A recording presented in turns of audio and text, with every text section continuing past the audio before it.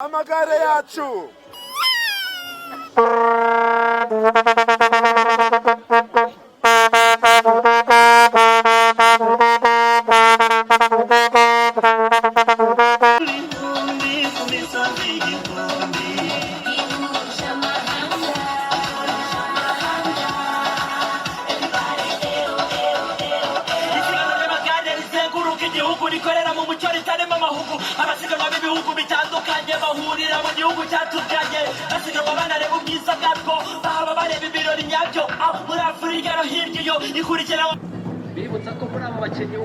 Ngiye byanshimishije cyane kuko Tour du Rwanda ni umukino uhuza amahanga ku buryo amahanga yose twese tuba twahuye tugasabana.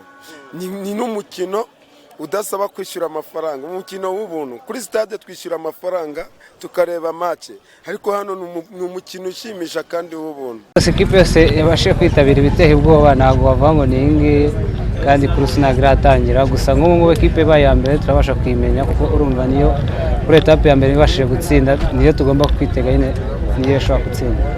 Twitegeho umusaruro mwiza ko tuno munsi tubashije kongeza muri top 10, nubwo atebyo twashaka kuza muri top 3, ariko twitegeho umusaruro.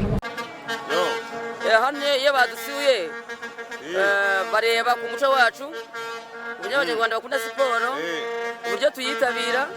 Urabona twese turi ibitsina byombi, abana, mama, papa, abantu bose tuba twabyitabiriye. Kugira ngo dukunda siporo muri make, Abanyarwanda n'Abanyarwandakazi. Abana bacu baza amagare, turabizeye, dushaka kuba nk'abambe cyangwa abakabisi. Ibyo ari byo byose burya abantu bagira icyo biyumvamo. Amagare rero niyo abasha kudushimisha cyane kuko wenda nka football nayo turayikunda, ariko nubwo biba byanga nayo turayikunda, ariko amagare yo arabikora, niyo mpamvu tuyitabira. Dufite abasore b'abahanga twizeye neza ko bagomba kugira igikorwa bazakora.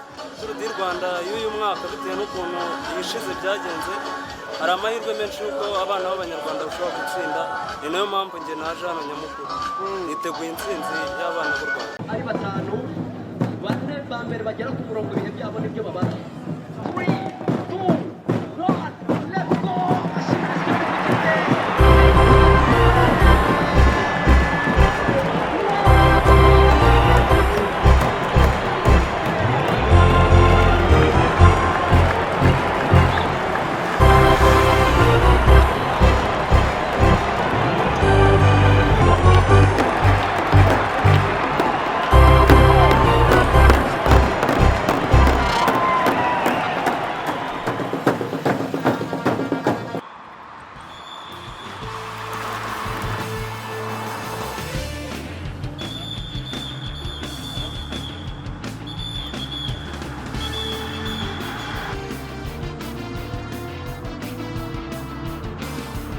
Rwanda National Team ngabo rero abasore barasesekaye. Didier rero nawe akaba aratambutse batatu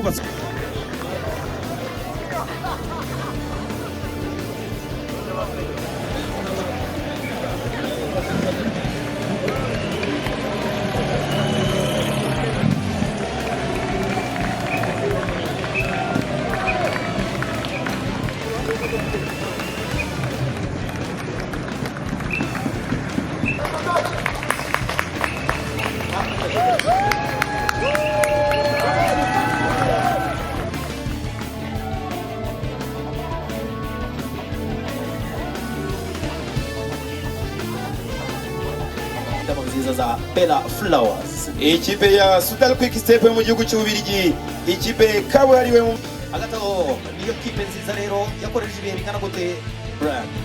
Ibihe bingana gute hano birumvikana ko tugomba kubimenya. 24. And of course, the young rider from Belgium, Sudan Quick Step.